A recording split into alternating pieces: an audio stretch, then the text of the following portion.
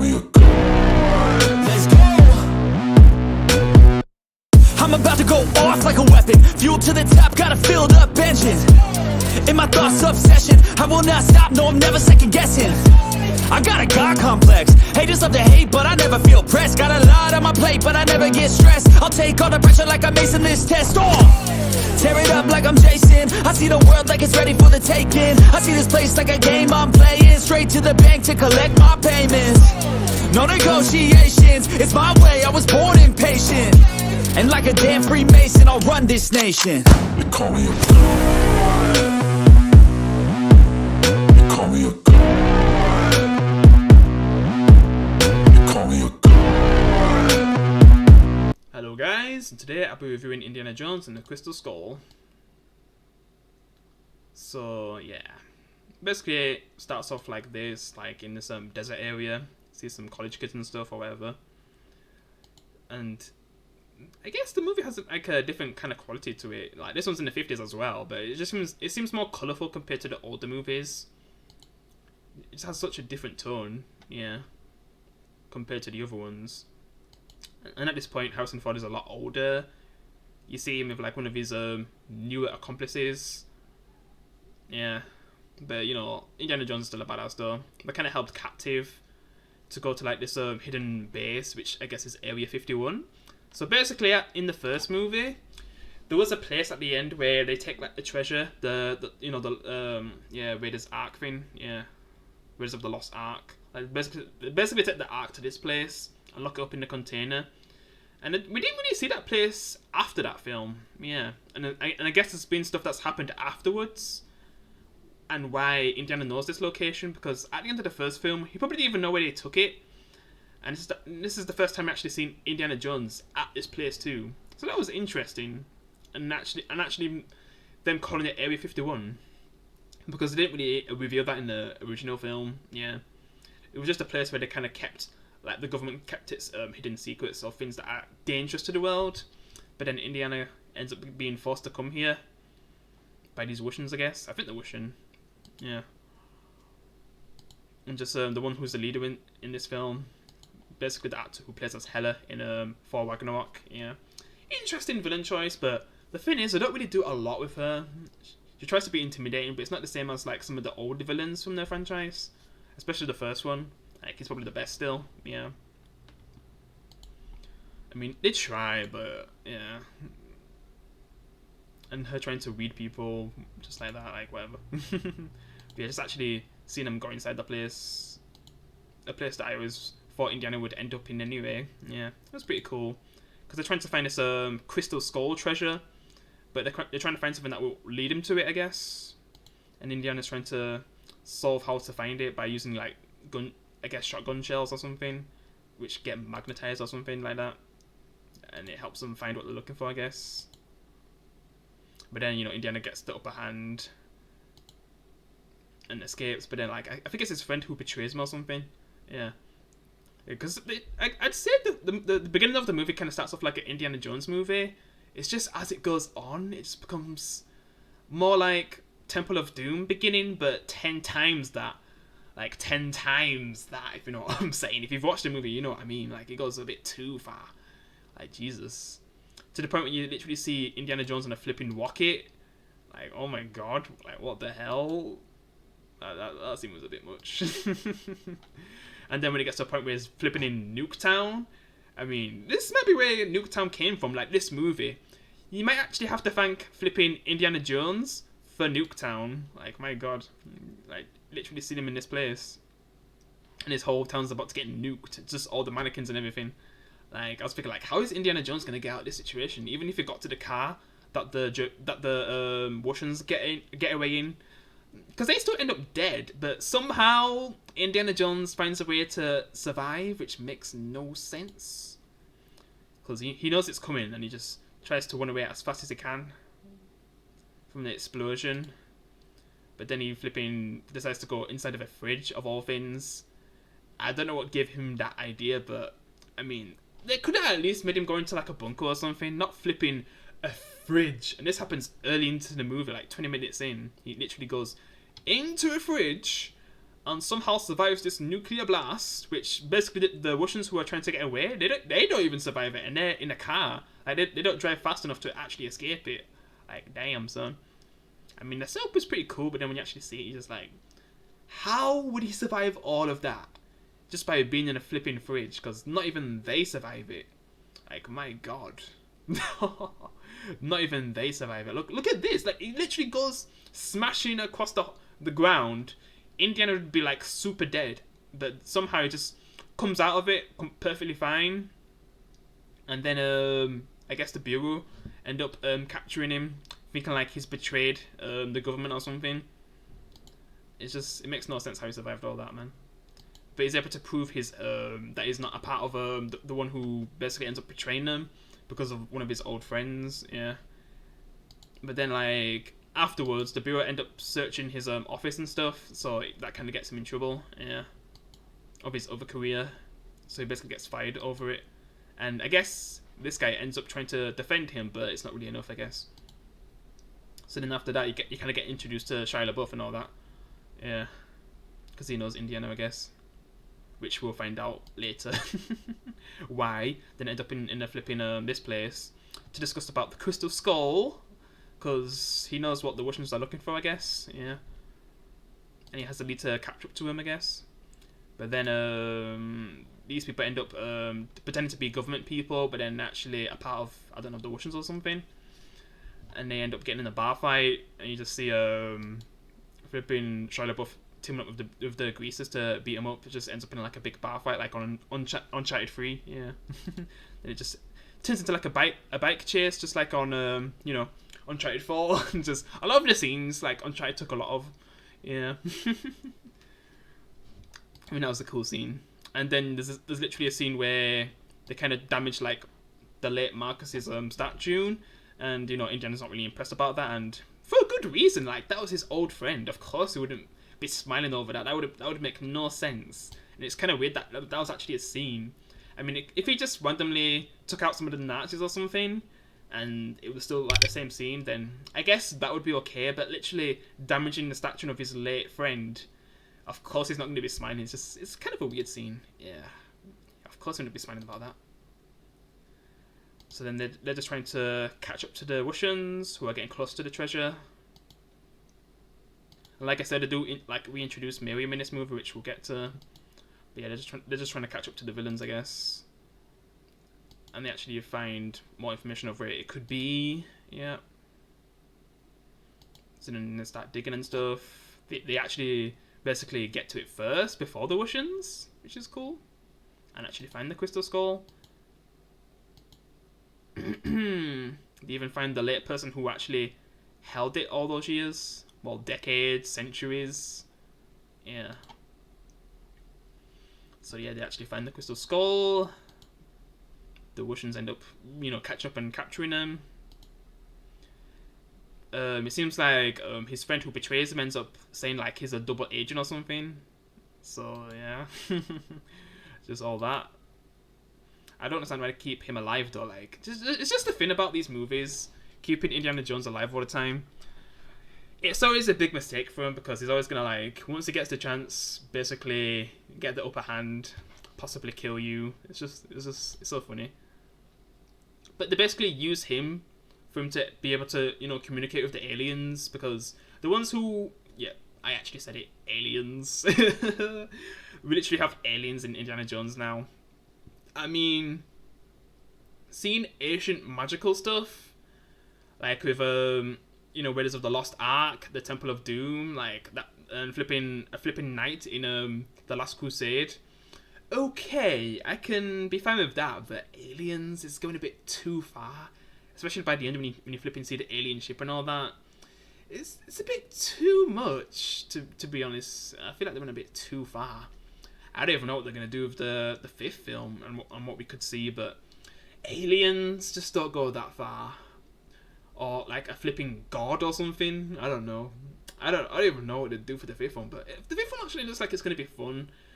And yeah, I don't know how the TV show would have turned out. That might have been really bad, but yeah. Because I got cancelled. But yeah, I just hope the fifth movie is, a really good film. and ends the franchise properly, because Harrison Ford, they definitely said it's his last film, yeah, as this character, yeah. Kind of like how The Force Awakens was Han Solo's last movie, even though Indiana Jones actor Harrison Ford wanted to end things way earlier, back in was it like the second Star Wars movie, The Empire Strikes Back? Like, he wanted to die back then, and they didn't even kill him off in like the flipping final film of the original films, The Empire Strikes Back or whatever the last one was called, yeah. Because I'm really bad with knowing information of those older movies. I mean, they're good films, but like I said, if you already know, like, I'm more of a fan of like the Clone Wars TV show that got me into Star Wars and stuff. So when it comes to like older stuff like that, I'm not the best. Even with the original prequels, which I guess I grew up with those. I'm still not like a big fan of those as well, but they definitely had some good stuff, like with Anakin and stuff, and they just did it even better in the Clone Wars TV show. So yeah, back to this. Yeah, aliens. It's just that as an actual concept was just a bit too much. Also seen the late John Hurt as one of Indiana's friends. Yeah, rest in peace. With his Shakespeare lines and him being messed up from the alien crystal skull. Yeah. But he still has the information that they need, so... And it's only Indiana who can basically tell him what they want and stuff.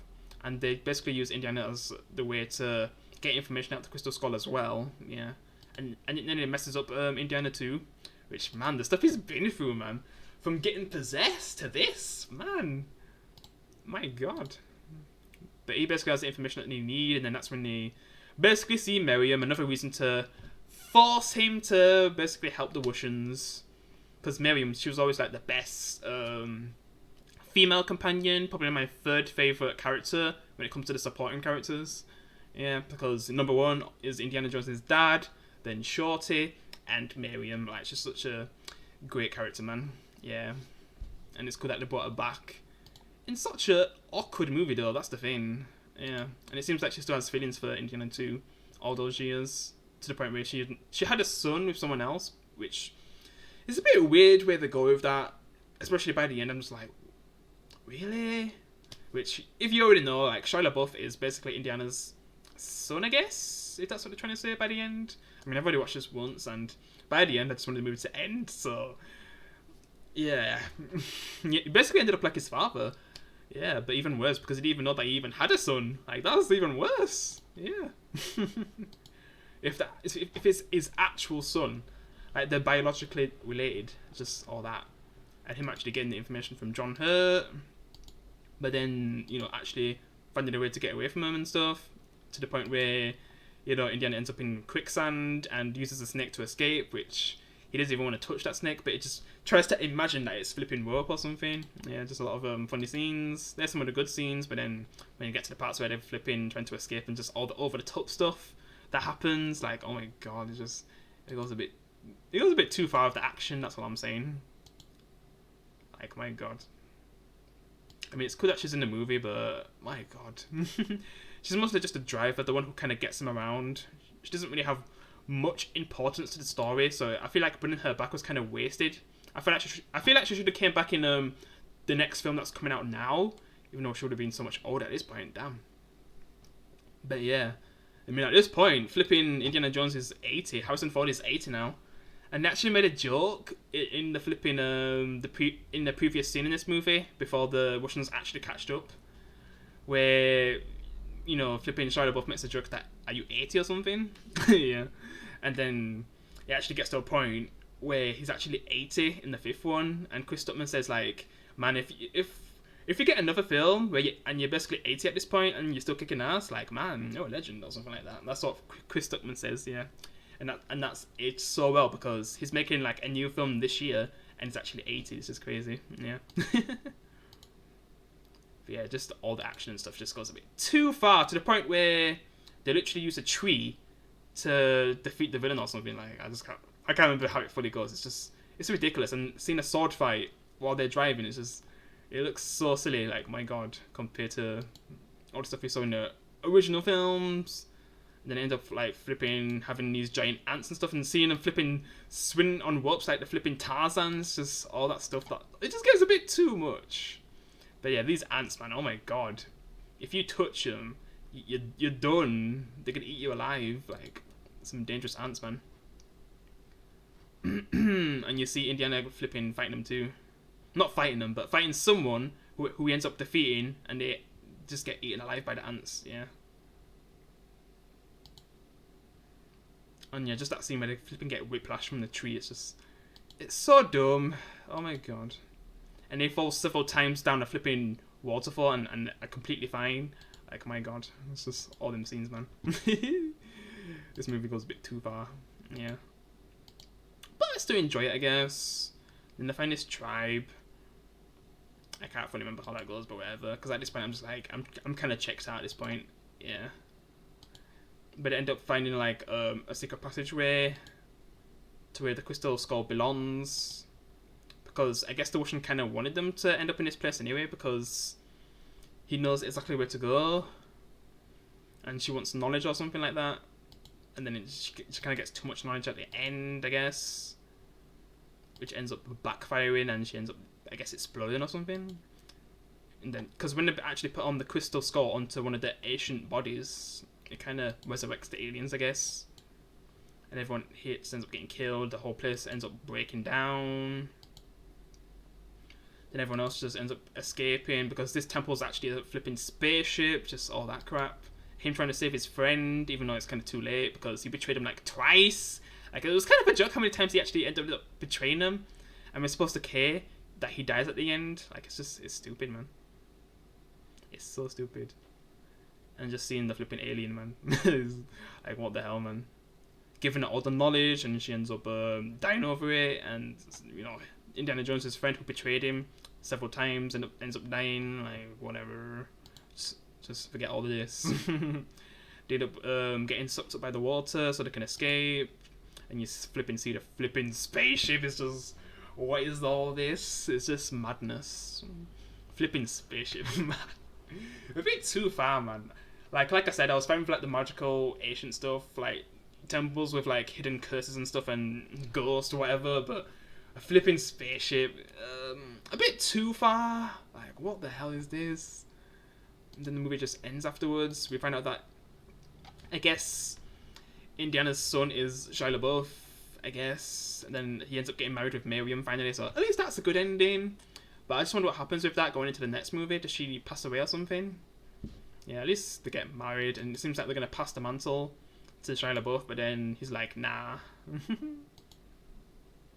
because it does seem like he's actually going to pass the mantle finally, but he's just like, nah. Yeah. Because he ends up getting the hat, and then, you know, Indiana just puts it on instead. Yeah. In a way, I don't know if that's teasing, like, yes, he'll be back someday. Yeah. Lol. Because, yeah, he's not ready to pass that mantle yet. And would Shia LaBeouf be the right one to pass the mantle, though? That's the thing. Yeah. I don't know, but yeah. Especially after what happened to him, you know, afterwards, which, yeah, he went through a lot, but yeah. Happy that things are better for him now, because Hollywood's just a mess. If you know the stories about Hollywood right now, a lot of the secrets are coming out, like, yeah. And you kind of understand why people like Jim Carrey and Shia LaBeouf wanted to distance themselves from Hollywood, get a break from that kind of life, yeah. Saying that they actually feel better not being a part of Hollywood than actually being a part of it, yeah, just all them stuff and all the secrets, all the actors that are coming out about Hollywood, how taboo it is, yeah. But these things have kind of got better for them, yeah, because they went through a lot. But yeah, this film, it was really crazy at times, but some parts were enjoyable, yeah. There was enjoyable moments, but it goes a bit too far, especially with the aliens and the fridge scene, yeah. Because before I even ever thought about watching Indiana Jones, I already knew about the fridge scene, yeah, the nuke scene, because that's where Nuketown came from, this movie, yeah. I'm surprised, I don't even know if there's like an Easter egg where you can actually, I don't know, with a fridge or something, like, launch yourself and then you just see the whole place blow up. I don't even know if there's like some kind of Easter egg like that, but yeah. That's where Nuketown comes from, this movie, The Crystal Skull, yeah. It's, for some people this might be a bit too much, and a lot of people's least favourite, which I'll probably agree it's my least favourite, but I can still get some fun out of it. I could watch this again, but if I was going to watch like the Indiana Jones movies again, I don't know if I'd watch this again though. That's the thing. It'd have to be like in the blue moon when I'm just in the mood for like something so stupid, like. Because if you're a fan of the modern Fast and Furious movies, you probably like this movie. Yeah, if you can watch those with how stupidly insane they get, yeah, you like this movie. Yeah, I just hope like this next one that's coming out is gonna be more like the old ones. At least 1 and 3. Yeah, be more like a them. Then it could be a really good Indiana Jones movie. I've heard they've spent a lot of money on this movie, on this new one that's coming. So I don't even know how it's gonna turn out. Like 4 million so far. So yeah, I guess we'll see. But yeah, I guess our infants here. Appreciate you guys watching and all my Indiana Jones reviews. I guess I'll review the new film when it comes out. But yeah, appreciate you can leave a like. I'll see you in the next one. Peace.